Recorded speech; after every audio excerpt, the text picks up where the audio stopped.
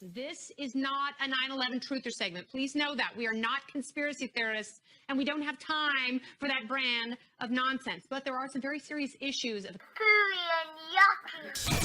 financial markets in turmoil. What are the root causes of the financial crisis? The dollar losing value. Heading for its biggest loss in nearly 3 decades. Will Social Security even be there? I don't know. Buy or rent? That's a very good question. Interest rates. I'm not so sure. Where do you put your money?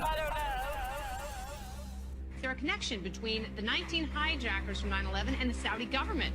All right, now listen, this is not a 9/11 truther segment. Please know that. We are not conspiracy theorists. The Saudi Arabian government paid to help fund the attacks of 9/11.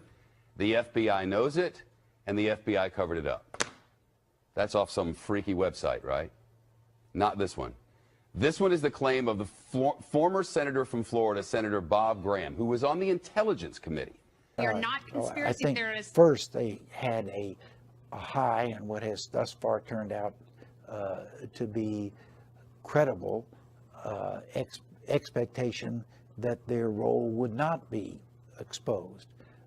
Everything that the federal government has done since 9/11 has had as one of its outcomes, if not its objectives, and I believe it was both outcome and objective, that the Saudis' role has been covered. The New York Post ran this blockbuster op-ed by conservative columnist Paul Sperry explaining that President George W. Bush censored 28 pages from a congressional report on the 9/11 attacks, and that those 28 pages provide, quote, incontrovertible evidence, unquote, that Saudi government officials helped the hijackers both logistically and financially.